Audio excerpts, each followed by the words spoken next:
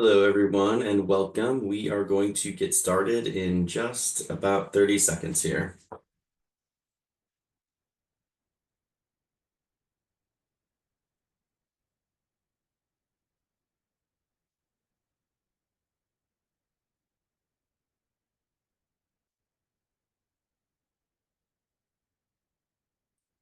Hello, everyone, and welcome. We are going to get started in just about 10 seconds. We're going to give folks a chance to jump on and get their audio sets.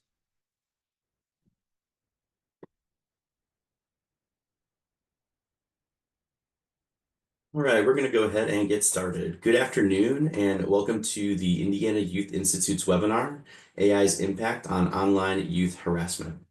My name is Joshua Long. I'm the Senior Educational Content Manager here at IYI. Thank you so much for joining us for today's webinar. We are grateful to have the chance to connect as a community of Indiana youth workers who remain committed to meeting the needs of our youth and children.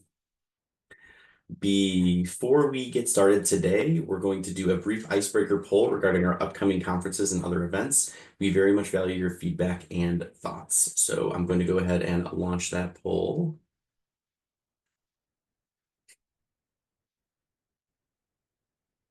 Great. So that should be open to everyone. And so I will keep that open for the duration of this introduction, but I will go ahead and move on. Before we get started today, oh wait, no, I just read that slide. Whoops. For those who are not familiar with IYI, our mission is to improve the lives of all Indiana children by strengthening and connecting the people, organizations, and communities that are focused on youth. Additionally, you can see our vision that drives the work we do for youth in Indiana. And before I turn it over to the speaker, I'm just going to share a few pointers with you to help engage you in today's webinar. For any technical support issues, use the chat feature to send a message and I will assist you. Use this feature to converse with the group as well. We also encourage you to ask questions, so please use the Q&A feature for any you may have, and we will get to as many as possible. Feel free to also upvote great questions to the top. Later today, you will receive a link to complete an evaluation of this webinar, as well as the presentation slides.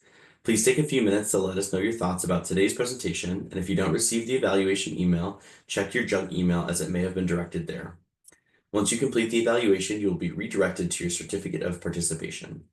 Like all of IYI's webinars, today's will be posted on our website if you'd like to revisit a portion later or share the opportunity to listen in with partners. And with that, I want to first thank you for participating in the poll, but I am now going to turn it over to our speaker for today, Dr. Jessica Pater. Jessica. Good morning, or I should say afternoon. Just looked over the time schedule there. Thank you guys so much for being here, and to the IYI staff for allowing me to come and talk to you about a growing and kind of concerning need and kind of behavior set and kind of just a lot of angst and kind of, at least I had when I started looking at this subject about a year and a half ago. So it sounds muffled. Okay. Let me try changing my. Give me just a second. I'm gonna change my video because my microphone is connected. Give me 2 seconds. Yeah, that's good. You're good. Great. So I, as Dr. Pater's getting that set up, I left the poll open. So if anyone jumped on late, you can feel free to fill that out as she is fixing her audio video issues.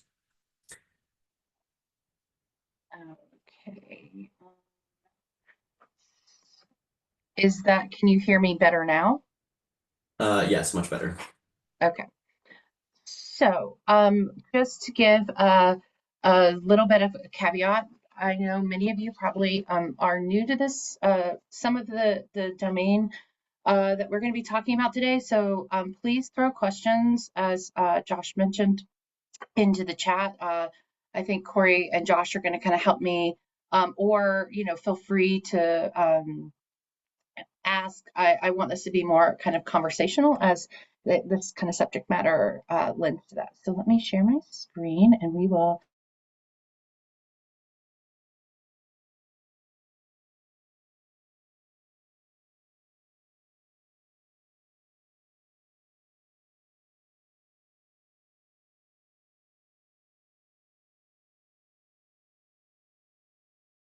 So today we're going to be talking about AI's impact on online youth harassment. So just to give you a kind of brief, brief kind of view, the discussion today really is going to focus, and I really hope it to be discussion. So hopefully I'm going to talk for maybe like 35 minutes and leave just in case people aren't asking questions, we leave space to kind of talk at the end as well. So I want us to really be able to understand the current state of AI as it relates to online harassment. And then we're going to kind of discuss potential impacts and points of further discussion at the end. So first of all, I'm sure all of us have heard about AI, have used AI. Um, by and and generative AI at that, which things like ChatGPT, Microsoft Copilot, if you're doing this at work, there's lots of tools out there that help uh, from the generative AI space that are all focused on text and kind of context and use what we call large language models to really drive being able to be that kind of companion um, pocket resource for us and kind of refinement to kind of what we do. But then there's this other group of AI uh, platforms that focus predominantly on media. So I thought it would be, how do I get rid? I don't want to leave so that you guys can see. Oh, oh well, we'll just have to have that kind of hidden.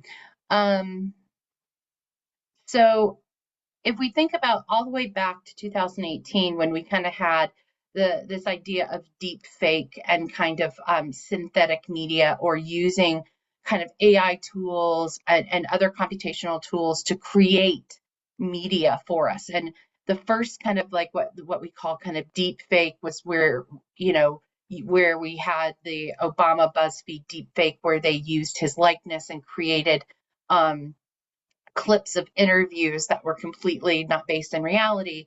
But, and, 5, 6 years ago, 7 years ago, things looked a little, the fakes were a lot easier to spot. But as we've kind of gone along this timeline, and this is from an FBI joint DOJ report, kind of looking at the timeline of kind of deep fakes and these kind of synthetic, and it's everything from voice to an audio to video to the combination of the two to the creation using AI to create not just media but also social media accounts, websites, things to kind of back up what you're doing. So basically just setting the stage that there are lots and lots of questionable things floating around the internet now, and how do we really tell what's real, what's not, to kind of lay the foundation for what we're going to be talking about from the kind of online, the kind of issues around online harassment. So I don't know if you guys have been looking at the news. I tend to geek out on these things and kind of set filters for it. But as of last month, we were seeing Meta, which is the parent company of Facebook, Instagram, a bunch of other platforms, have digital companions. And what they were finding was that they were actually engaging in sexual interactions from discussions, text-based discussions with users, and that include children.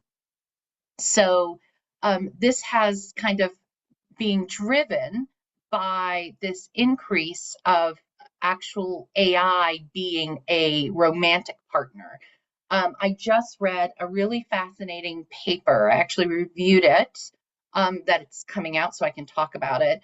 That was looking at an interview study in China following 16 people who had romantic, like long-term, defined by more than 6 months relationships with an AI partner.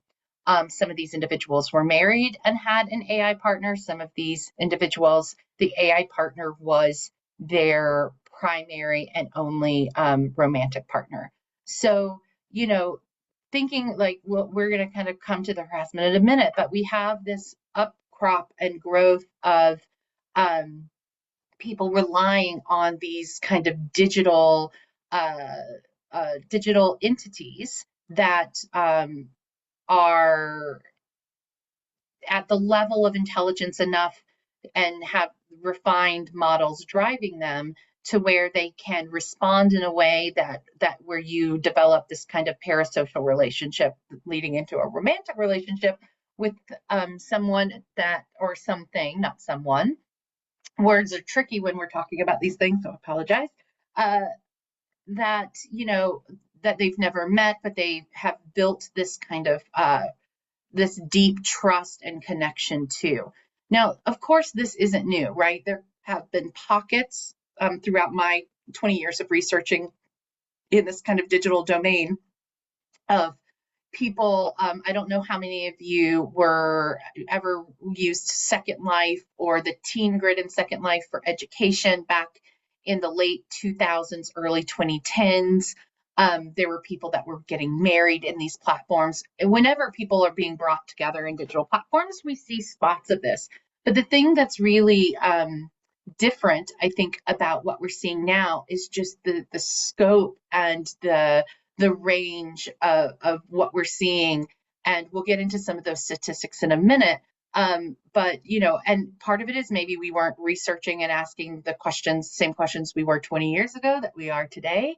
But I think that, there's something about the fidelity of the experience too that's really driving deeper kind of emotional, social, spiritual connection with these technologies that are being used as a proxy for that human connection and personal touch with. So, anybody have any questions so far? Anybody want to throw virtual tomatoes at me and tell me that I'm insane and that this is a bad a bad episode of a television show that we're kind of setting up here? No questions yet, but just as a reminder to folks to use the Q&A function here in Zoom, because Dr. Pater will be answering questions throughout the presentation and not at the end. So we have this move, right? So if we think about, we have these platforms that are bringing us together, and Meta is a huge driver of that. If we think about all of the different the umbrella organization it is for all of these different social media platforms. And so we have this technology that is growing in its power to be this kind of emotionally responsive um, kind of humanistic experience. And then at the same time, we have platforms like Meta that are driving, that are creating space for these chatbots, creating space and infrastructure for these kind of without, right now, what I would consider with very little oversight. And that's where you see things like these digital companions having explicit kind of romantic role playing conversations with people that are potentially, because we all know that to verify your age on any of these platforms, you just have to be able to subtract from this year and know what it is to be a 13-year-old or 16, depending on which country you live in.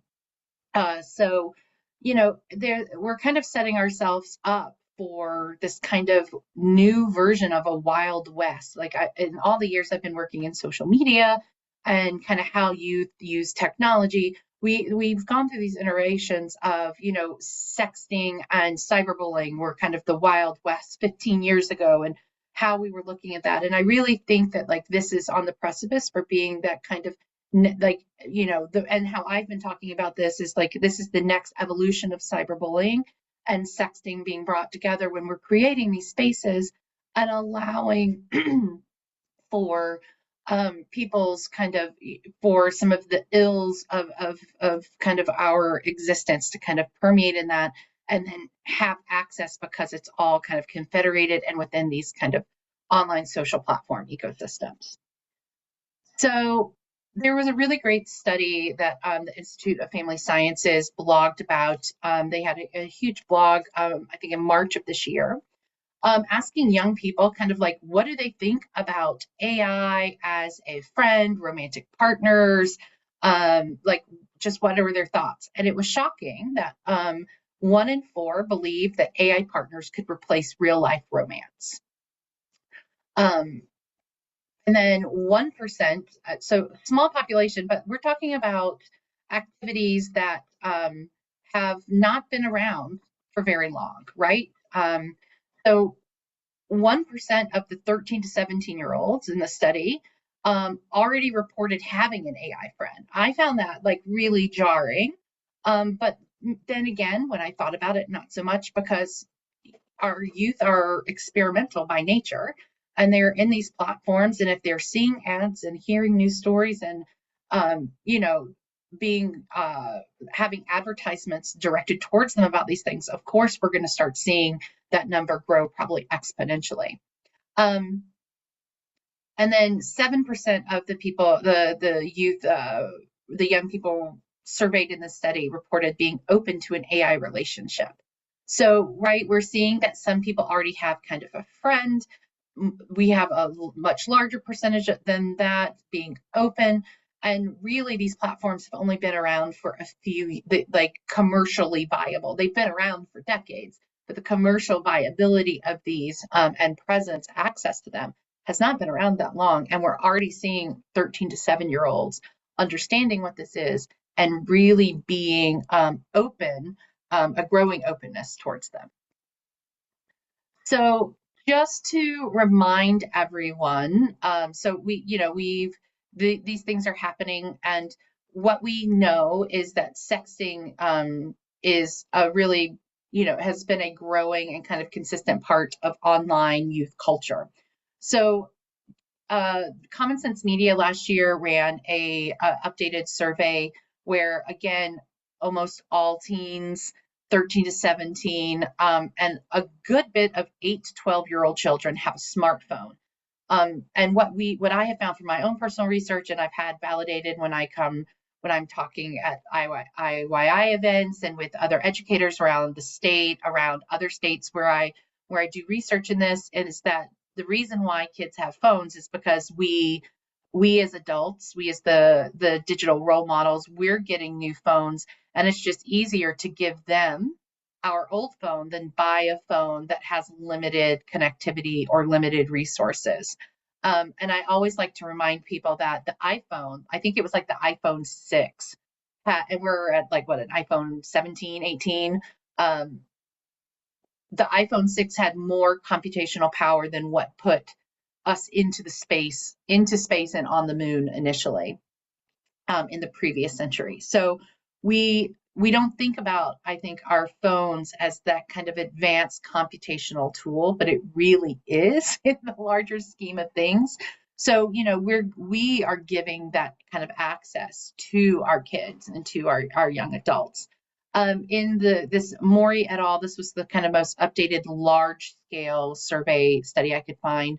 About 1 in 5 had sent a sext. So, if any of you don't know what a sext is, it's kind of a mashup of a sexy text. So you are taking suggestive and or nude images of yourself or videos, and you're sharing that with another person.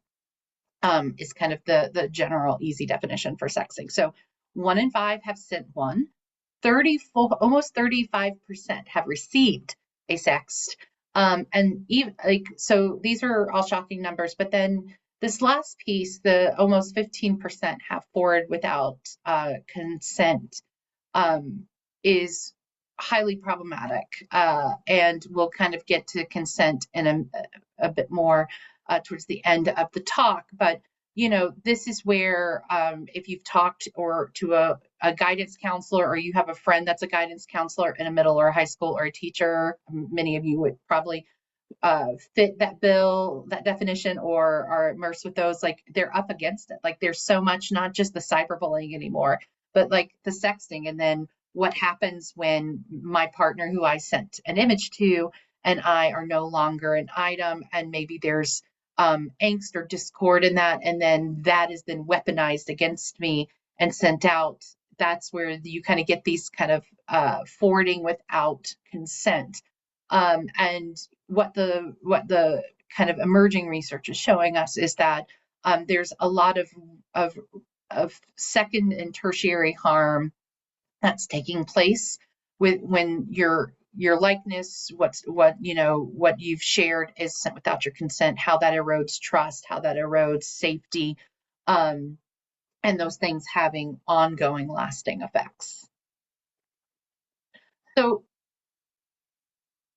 in addition to, so that's, I, in that scenario that we just talked about, I chose to take an image and send it to you as the kind of person that, like, as I'm sending a sext out. But there's the generative AI. Remember that first screen with the timeline where we saw that people could create things in likeness of audio, video, pictures, any type of media. Generative AI is allowing that to happen without you having to share any of that, right? So, and just in case we don't have a common definition of generative AI, it's a type of artificial intelligence that kind of creates these things, and it learns from these existing data that are being put into the system. These are learning systems. So, about a year ago, year and a half ago, as I mentioned, we started seeing like news reports pop up about deep fake nudes and middle schoolers sharing deep fake nudes. So basically what this is that it's a piece of synthetic media that's created that depicts real people in a more sexually suggestive or explicit situation or activity. So it could be something as simple as I take a picture from my Facebook account of me at softball practice or at a school function, and I upload that picture into a often free platform where you can, because remember, these are learning systems, they need data. So usually maybe your first or second image are free, and then you kind of have to pay to play for those. But there's an incentive for you to be able to do this for free and the companies to provide that, right? So we're seeing a crop, and they're kind of marketed as undress your girlfriend websites is how they rose to fame. And I don't suggest you do that Google search on your work or your school technologies or networks. But an easy Google search or internet search at home or on your phone, you would be shocked to see how many of these platforms have been stood up, and kind of the graphicness of just the web land the landing page for the website itself, and then kind of what it can create. So Thorn Research Group last year did a large, they surveyed over 300 teens, and 1 in 3 had heard of deepfake nudes, and then 1 in 8 knew personally someone who um, had something shared or shared a deepfake nude. And I have to give you some context here. This, and I don't know if I've even told the IYI folks the story. I was at the conference last fall, and we were kind of talking about this in the cyberbullying session that I presented, that this is a new form of a very aggressive, very harmful cyberbullying. And there was a police officer in the audience that we had a discussion that they were actually, this was something that they were in the midst of investigating in Indiana, was the use of a deep fake nude and a teen. So, it's not just happening on the coast. It's not just happening in a large urban area like New York or Chicago. It's happening here in our state. We're seeing this already. And I found her the next day at a coffee break, and I was just like, this has lived, like, I had just started seeing some of this a few months ago, and then your conversation replayed over and over in my head because, the laws and the policies and the things that we have on the books are not, like, we don't have our arms around what these deep fakes and these synthetic media, what that looks like, because there can easily be an argument from a legal standpoint that no real person was harmed in this. That, especially for the ones where they change the likeness just enough to where it's kind of a bit more androgynous. So who is the real victim if this isn't an individual that's being directly perpetrated against, but like their likeness is being used in a way that is suggestive but isn't definitive. It's a really thorny, sticky situation that can have a lot of, and what we're seeing has a ton and ton of direct impact and issues.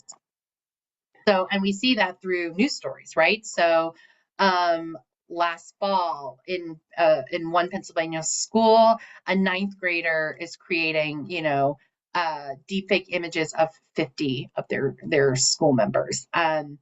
You know, we see things coming out this year about teens saying that this isn't that this isn't that uncommon, that things are happening, and that that these are happening to real people, and that we are seeing people being arrested, right? In addition to that, that's the like most severe end of the spectrum.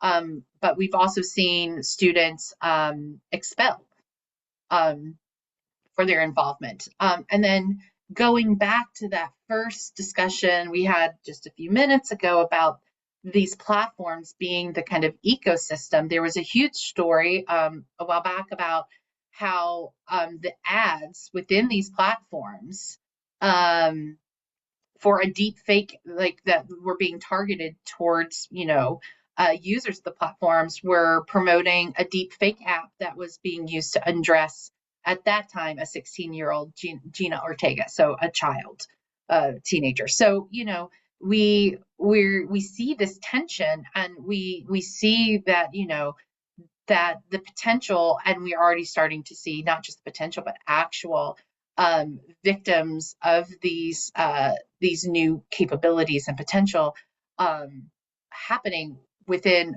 our state, within our local school systems. Any questions so far?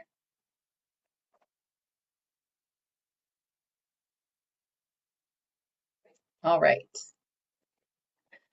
So I think then, like, to me, where I go when I start thinking about this, I get really overwhelmed that, okay, we know that cyberbullying and sexting are huge behavioral issues within our youth today. We don't see really a tailing off of those. We might not be seeing huge growth, but there's a consistent amount of kids that are dealing with this, and you it's like, what are we like, where I get caught up is like in exasperation is like, okay, well, what are we doing? How are we going to address this? How do we move forward in a way that is supportive to not just our youth that are the victims, but also to the perpetrators that might have no idea the severity and the ramifications of their actions because of their just general ignorance to it, that they are unaware of the significance and severity of what they're doing potentially.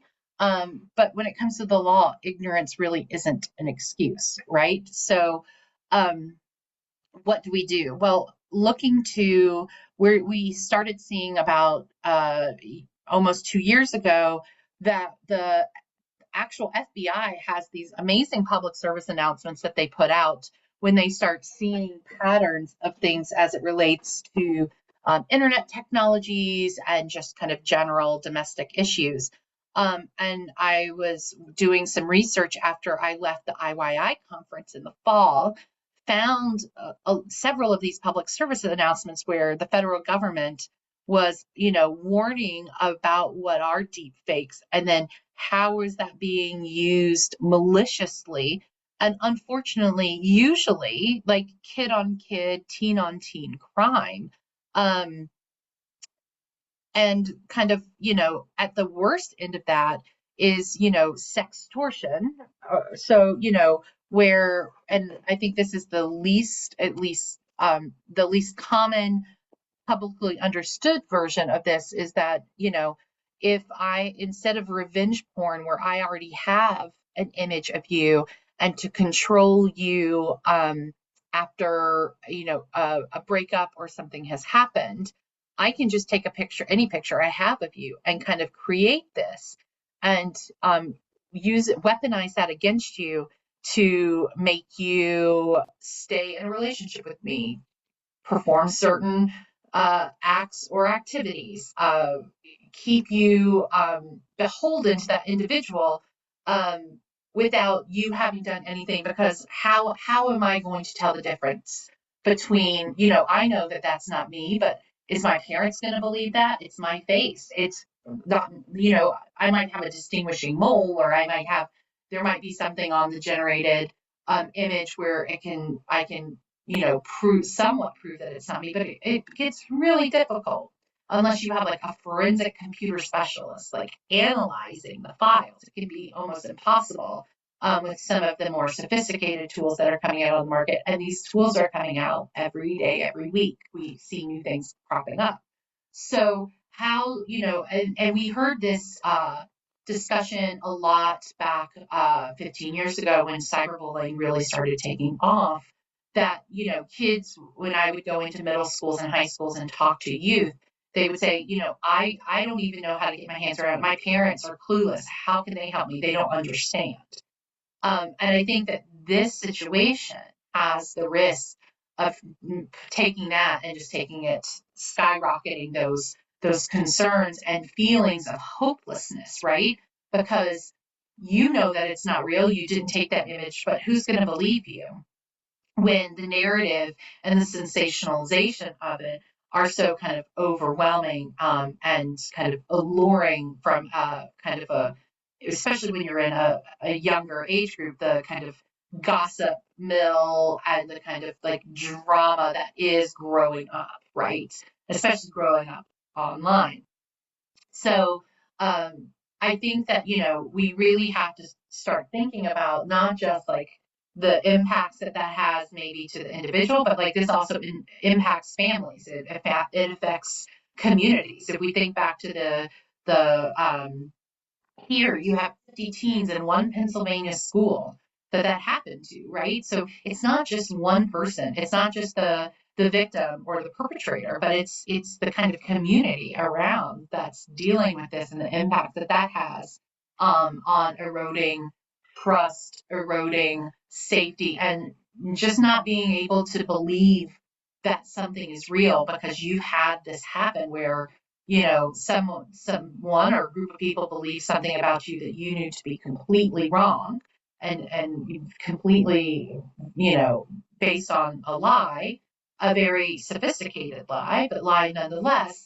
And then if that's taken and you're accused, and then things are, all of the things that go through when these things kind of are surfaced and see the light of day can potentially have a lot of damning um, impacts on relationships between student and the school system, the child and their parents, and their friends and communities. So it's just a lot of very complicated secondary and tertiary effects, other than just this piece of media being out that potentially is a damage to someone's reputation, and the kind of immediate emotional and kind of social and potentially spiritual impacts, physical impacts as well, that it has on the individuals and in the midst of what's going on.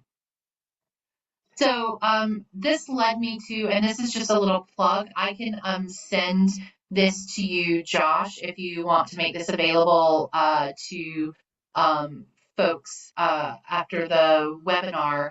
Yep. Myself and several of my colleagues here in the kind of Fort Wayne area, and then my colleague Doug Zydeco at Michigan State, came together from like what I was seeing. I came back and I started having conversations, and we kind of built this commentary on sexting, sex distortion, and generative AI. And the kind of we delved this into kind of we looked to see what we were seeing in media and in general news reports, but then invited several individuals who are subject matter experts on consent, the psychological impact of kind of technology and dating and kind of your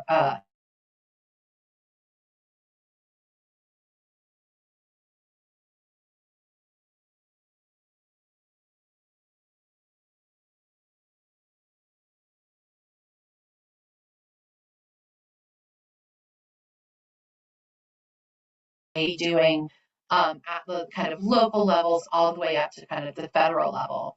And I have to tell you that the consistency across all of the expert Dr. Drew and Dr. O'Connor and Dr. Zyko's commentaries is that consent and privacy are two of the biggest factors at play and at risk here. And, understanding what it means to have your consent taken away, to have your privacy stripped from you. How do you get that back digitally? You're never going to be able to go out and collect all of those images that were shared digitally as a restorative justice kind of aspect. When I was in middle school or high school, if someone was sharing around a photo or a Polaroid or something, you could physically take that back, right? We don't live in that age anymore, and I like to when I go out and talk to parents, to anybody, youth, community members, the internet remembers itself.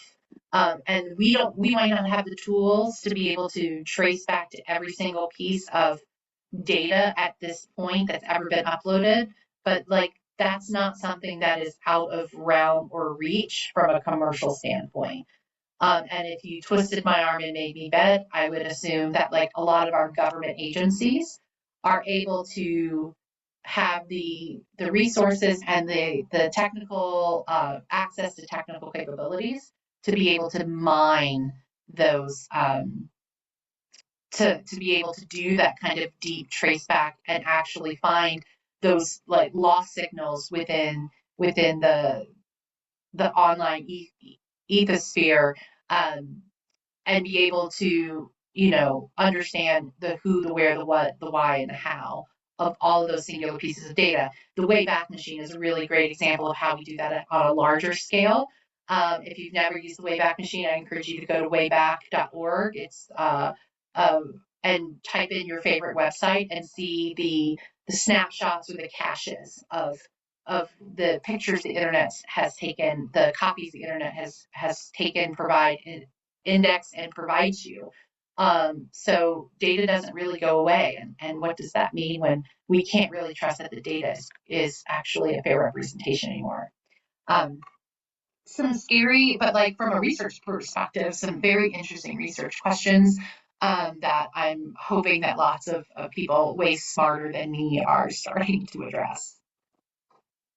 So that kind of brings me to what are some of like knowing that, kids are going out there, they're maybe taking a baseball or a cheerleading picture, they're creating these fake nudes, they're sharing them around.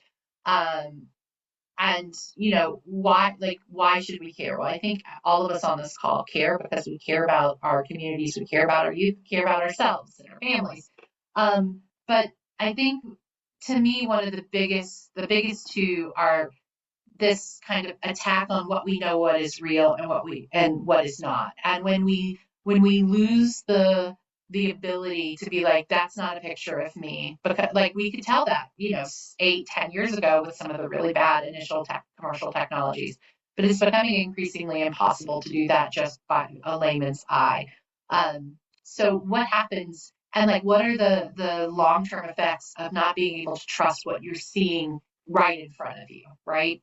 And that kind of, that gets a little bit into the erosion of trust. But if you have people that you don't know, if I'm like part of me being a youth with social media is it's the arms race of like trying to have as many friends as possible, make as many connections as possible.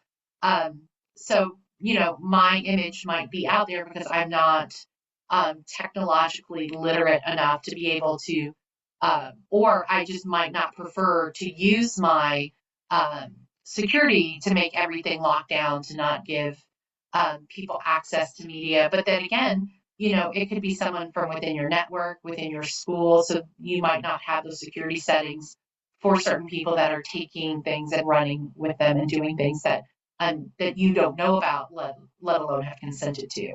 And I think that kind of leads into this idea of, ever since the evolution of like what we know as social media now, so the Facebooks, the Twitters, I would say even the MySpaces of the day back in the early 2000s, um, of this kind of what do we do with online reputation management? How do we it can be a full-time job to, especially if you are at the center of a whirlwind issue or kind of a hurricane of this going on. How do you get your arms around and manage that online reputation to kind of get back to that first point of how do we know what is real and kind of how do we know what's not? Um, and I think that we can't be discussing this kind of subject without talking about the kind of emotional, spiritual, and physical impacts that this has. So we know the research shows us that cyberbullying carries higher rates of people who are victims of cyberbullying have higher rates of depression, anxiety, suicidal ideation. We see upticks in suicidal completion. So we do, non-suicidal self-harm. Um, so there definitely are, we know, I mean, it's easy to think about what those emotional and potentially spiritual impacts are, but there are definitely very direct physical impacts connected to people that are in the midst of these kind of storms or issues, and not really knowing how to like lift out of that. Um, and then, and part of the not knowing how to lift out of that goes back to that, like, I barely understand what's going on. How, like, yeah, I can tell my parent or I can tell an adult, but what are they going to do about it? There's nothing that can be. It feels very overwhelming when you don't know what's real or not. You don't know. You might not know who's doing this. It's just kind of blanketed everywhere. And then, like, who do you trust? How do you know that they're going to trust you? That you are saying that this is not something that's real. And if I think that kind of gets down to kind of this kind of idea around familial consequences. If there's, I was listening to an interview with a teen victim from a deep fake nude sexting issue, and talking about just the pain from both the mother and the daughter's perspective of the pain that happened when your parent doesn't believe you because of what they're seeing, they believe, and then the shame and the angst and pain that happened once it was found that this was a deep fake that parent had for accusing their child of something that they didn't do, not believing them when they said that they didn't do it, um, and just kind of like the destabilization that has, not just for that individual victim, but for that family. I think is something that we is a ripe area for research and kind of needs a lot of different lenses, both a technical, a clinical, a social support lens, to better understand kind of what those long-term impacts are. I see that there's a question. Let Yeah, me there's click a there's a key. question. There's also a couple in the chat, if I could ask you those as well. Yeah, Uh, go ahead. First one, does AI have the capability of contacting a person? So, yes, if you have engaged in like basically like where we are now, the engagement comes from like a chat bot, which is basically any type of when you go on like for a customer service and you put in like that you're having an issue and you get something respond, and usually it feels very clunky. That type of response and like engagement is kind of where this is at now. So you typically have to be the first to engage in this kind of it in what we, a lot of us my age, remember kind of AOL, instant messenger, right? And these kind of things where like you're communicating back and forth in a textual manner. You're initiating that usually. But a lot of the where the technology is going It's not going to necessarily be you having to be the initiate and then them being able to respond, but being able to have that kind of being able to directly engage you back. And if I've engaged you previously and say, Josh, you were really sad the other day. How are you feeling today? I just want to check in and make sure you're okay. Right? Like that is a response that could come from one of these AI chatbots um, following a conversation that you had with them, that kind of builds that alliance, that kind of builds that connectivity between you and the technology itself. Gotcha. And then besides being vigilant, how can I stop this from happening? And so that was about a few slides back, I think. That is a great question and a perfect lead in to what can we do, right? And I'm going to tell you right now, when I built this slide, I was sad because there's not more that we can do right now, right? I think what things that, I think the number one thing that we can do is to be a good digital role model to the youth in our life and the young adults in our life. So I don't know how many of you know, but like dating apps are on the rise. One of the fastest growing markets for dating apps are people under the age of 18. And why is that? Well, there's probably a lot of reasons. One reason is they see the adults in their life doing that and talking about that. So, of course, they're going to mimic and parrot what the people in their lives are doing to some extent. And it's also, for a lot of other reasons, those platforms can be very what I call kind of like digital chocolate. They're very addictive. Like you're on one of those and maybe you don't realize, but an hour or two later you're still engaging in that platform. So we should be the agents of change that we want to see in our youth. So if that means that we are limiting screen time, that we're prioritizing non a technology diet or technology vacations where maybe, a couple of times a year I will spend a long weekend and not take any kind of technology with me. I just take a book, my knitting, my hiking boots, my swimsuit, whatever it is, and I intentionally do not engage in screens as a way to kind of reset. So being that type of practicing what we preach and trying to toe that line with ourselves and setting that example, I think is number one, the best and the easiest, the most cost efficient thing that we can do, because it just means us having open converse. To this next point, like, being a good role model is also not just leading that way, but talking about why we're leading that way and talking about why we're doing what we're doing. So that kind of understanding can be like, you know, re-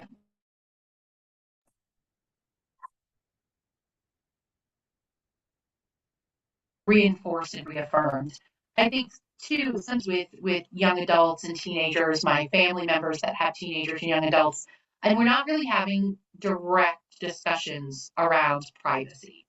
And I think that that is something that we need to be making more mainstream, especially that we have multiple generations of youth that have never known a world that is not online really consistently all day every day. Um, so, because you always have your phone in your pocket, people go to sleep with their phones next to their heads on their pillow or on as an alarm clock or on their side tables. We always, even we might not be directly tapped in, but we're always seconds away for the most part from being connected, right? And thinking about what we want what are our own family and our own personal goals and values around privacy, and then how do we take what those goals are in our 3D world, in our kind of everyday kind of physical world, and make sure that we're replicating that and those values in a digital sense as well. I think if you're seeing sudden changes in mood and behavior, you need to be addressing them immediately because a lot of these things happen very quickly. This is something that's been coming out from the cyberbullying research for a really long time. And with what we're seeing with sexting and now kind of sextortion and kind of AI generated sexting, that if there's a change, we need to be kind of asking questions. If you have a child that's not or teen that's not engaging, that doesn't want to be on their phone, doesn't want to be doing things, that should be a red flag. I think, a knee jerk reaction that we always have is like to delete or get rid of these things, but it's actually really important that you document that you're not deleting these things, that you're curating them, especially if you're needing to get law enforcement or other agencies involved. And I think that we can all be agents of change leaving this presentation today because we can share what we're learning. If we see something, we can report. We can we can ask questions as to who in our communities are helping to address this. It can't all be the school system. It can't all be law enforcement. Are there parent groups? Are there a mixture of you know different advocacy groups in our area? Like just making it more common that like this is something that's happening. Is this happening in our community? If this were to happen in our community, are we ready? Who are those individuals? There are two questions in the Yeah. Q&A that kind of are related, so I'm going to read them both.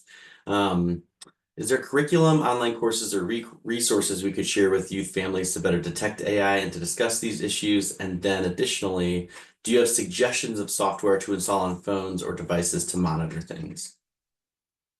So that's something that I can take on the first question that and maybe this question is homework and then get back to IYI and kind of share what I found.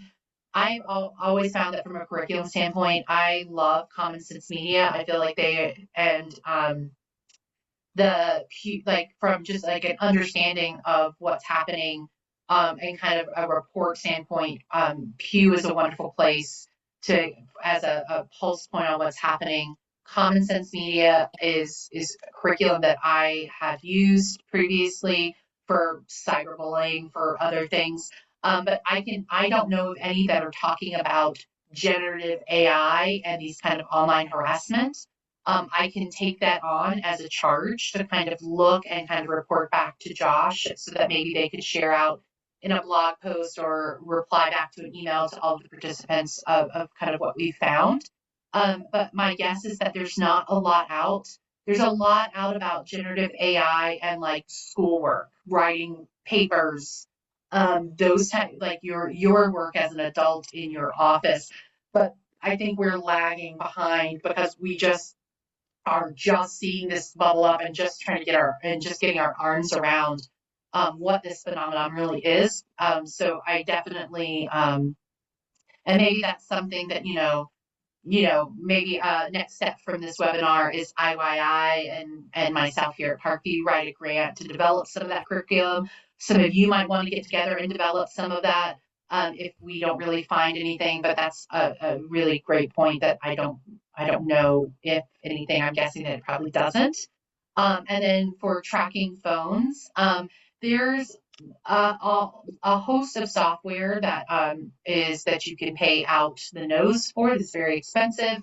That that there's different kind of child controls depending on the provider, the phone provider that or the phone manufacturer and the cellular provider that's running those phones. I That's not really my research area of what that kind of moderation looks like. I can dig in and send some of like my thoughts about that, but of what's out there. But I'm assuming that a lot of those are probably the business model is that they're trying to maximize profit over baseline technologies. And I tend to think about like the kind of monitoring that it's almost like if we build a smarter mousetrap, so if we're building all of these tools to catch all of these things, we're going to be at the same time breeding smarter mice in our kids and our young adults that are going around those technologies, those tools to do what they want to do. So I think that like yes, technology, we should be looking at those and how those can help us, but we also have to be at the same time addressing those root behavioral concerns and issues because what I found is that humans always find a way. They always find a way. So I would kind of promote that we would need like yes, like look into those tools. They can be very helpful, but there has to be some balance with addressing behavior. Yep. And so with that, we are about at time. So Dr. Prater, if you want to just go through your conclusion slide, and then we can Yeah. go from there. So just to wrap up, public-facing generative AI is rather naive, right? We're just starting to see the power of what these cool tools can do. So we really have to prepare not just our children, but ourselves for the kind of like there's going to be wonderful benefits to these technologies. There's also at the same time misuse of this technology. So, and we see that a growing number of young people are reporting dealing with this. And like I said, what is real and what isn't is going to really become increasingly more difficult to discern between. And it's up to us to kind of continue having these conversations, continue learning, and asking for the things that we need to kind of prepare ourselves and our community. So, with that, thank you guys so much. Thank you so much to IYI for always letting me kind of be a part of the discussions and learn from the community as well as be able to share back. So, my social handles are all kind of at Just Cater, and feel free to email me if you guys ever have questions or needs. Yes, yes. Thank you so much, Dr. Pater, for the wonderful presentation. As we close out this fiscal year, this IYI's fiscal year webinar series, I just want to thank all of our speakers, partners, and IYI staff that have helped to put these on.